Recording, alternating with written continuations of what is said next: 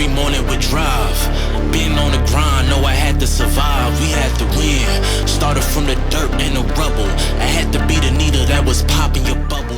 Hello and welcome into the Rookie Prospect Profile Series. This is a Zilla Fantasy Elite production. Today we're going to be looking at wide receiver Isaiah Williams within the rookie wide receiver machine learning models. He is our first undrafted free agent that we're going to be looking at in the model. So can he burst into fantasy stardom? Our machine learning models hold the answers. Stay tuned to see what they say. All right, Isaiah Williams comes into the league, as I mentioned, as an undrafted free agent. He got picked up by the Detroit Lions upon the conclusion of the NFL draft. He's 5'9", weighs 182 pounds, so a little bit smaller of a wide receiver. He's got 9 1/8 inch hands, which is a little bit below average. Did run a 4.63 in the 40-yard dash, which is way subpar, but a 6.75 in the 3-cone drill is pretty good. 38-inch vertical, 123-inch broad jump, so he's bursty enough. How's he going to look in our models? Let's hop into year one and see what we can find out. And perhaps somewhat surprisingly, we see some solid rankings here for an undrafted free agent. 28th and 27th mean and median, just above 3.5 fantasy points per game. More of a profile here of a high floor, low ceiling type of player, which is generally one that we want to avoid. CV at 28.3 is fairly confident in these particular results for him in this year one profile. Let's go look in the historical annals of the last 11 seasons, which rookies were hovering around 3.5 to 4 fantasy points per game. We have a big list of wide receivers in this range and not a lot of good ones here. Josh Boyce, Devin Smith, Ricardo Lewis, Jalen Hyatt, Amir Smith-Marset, Javon Wims, Jeff Janis, James Washington, Jamarcus Bradley, JJ Arthega-Whiteside, Jalen Marshall, Cam Meredith, Nelson Aguilar, Marquez Callaway, Quez Watkins, Des Fitzpatrick, Michael Clark, Keelan Doss, Brendan Powell, guys that you don't want on your fantasy roster. Let's go look at that maximum output, 7.85. Tyler Boyd was at 7.8. Romeo Dobbs, 7.82. Just above that, Dorial Green-Beckham, Kenny Stills, Jalen Reagor.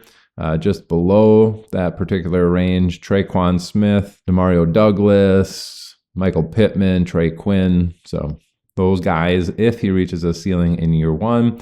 With Detroit, he's got an opportunity at least to get on the field to prove himself, but certainly don't see him producing and garnering a target share above Laporta or Amon-Ra St. Brown, or even the running backs there. All right, let's go look at year two, see if we see any sort of improvement. And unfortunately, going into year two, we do see him take a step back down to 3.3, a little bit above 3 fantasy points per game here, rank 36th. And the min and max are at 29 and 28 are actually a little bit better than his mean and median ranks. But let's go look at the last 11 draft classes in the year two tight ends, who was hitting those particular ranges for his mean and median and maximum range. And these wide receivers were between 3 and 3.5 fantasy points per game. Chad Beebe, Devin Smith, Traquan Thornton, Jakeem Grant, Laquan Treadwell, David Bell, Chris Harper, Jalen Tolbert, Kyle Phillips, and Leonte Carew. Yet again, the mean and median are people that we don't want on our rosters. Getting into the maximum output there, who's hovering around 10.5 to 11 fantasy points per game. We have Curtis Samuel, Josh Palmer, Dante Moncrief, Dede Westbrook, Drake London, Rondale Moore, and Mike Williams, all between 10.5 and 11.1 fantasy points per game. Some decent names, but I don't see Isaiah Williams hitting this at any point in his career, but that is, if everything goes in his direction and he surprises us, that's about what we can expect.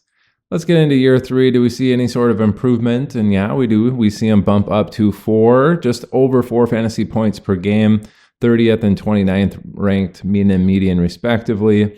But he's got more of that high floor, low ceiling profile here, 22nd ranked minimum, 38th ranked maximum. Let's go look at historical outputs, who is hovering just above 4 fantasy points per game in their rookie season, in their third year.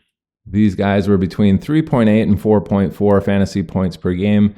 Corey Brown, Deshaun Hamilton, Freddie Martino, Kadarius Toney, Nick Williams, Josh Reynolds, Jason Moore, Paul Richardson, Desmond Patton, And yet again, we see people that we don't really want in our fantasy rosters or anywhere near our lineups. The 8.2 fantasy point per game range, we have in between 7.7 and 8.4. Corey Davis, Elijah Moore, Adam Humphries, Devin Duvernay, Mecole Hardman, and Robert Woods. Few better names there, but again, this is maximum output of 8.2 fantasy points per game. That's not something you're going to want in your fantasy lineups. And the CV ranked 14th at 32.6%. It's pretty confident in these results, so keep that in mind as well. Let's go into year 4. Do we see any sort of breakout for him? And actually, we see him take over a point per game bump up in the mean and median, getting inside the top 20 for the median rank there, mean at 23rd ranked. They're at 5.17 and 5.16 for the mean and median, but again, we see the high floor, low ceiling type of profile, CV at 29.2. Pretty confident in this result as well, 11th best CV, so not a ton of variance in his particular profile in terms of how far away from the median these particular outcomes are going to be. Let's go look historical comps, last 11 draft classes of the wide receivers who hit 4 seasons, who were in the range of 5 fantasy points per game. These were in between 4.6 and 5.4 fantasy points per game. Farrell Cooper, Chester Rogers, Anthony Miller, Geronimo Allison, Marcus Wheaton, Taylor Gabriel, Darnell Mooney, and Cody Latimer. Really, Darnell Mooney about the only decent fantasy option on that whole list. Getting into that maximum at 10.53. We do see Kenny Stills at 10.5, Deontay Johnson at 10.63. A little bit below that, Nelson Aguilar, Marquez Wilson. A little bit above that, we see Marquise Lee, T. Higgins, Russell Gage, and Mecole Hardman. So that's roughly the range of players that you're looking at. And that's going to do it for all 4 years. On Isaiah Williams, we do see more of the high floor, low ceiling type of profile. And this particular model is pretty confident in the year 1, 3, and year 4 outcomes. So keep that in mind as well. It just looks like he's in a void and somebody that we probably don't even need to monitor moving forward. That's going to do it for today's rookie prospect profile on Isaiah Williams. This is presented by Zilla Fantasy Elite. Thanks for tuning in. Bye.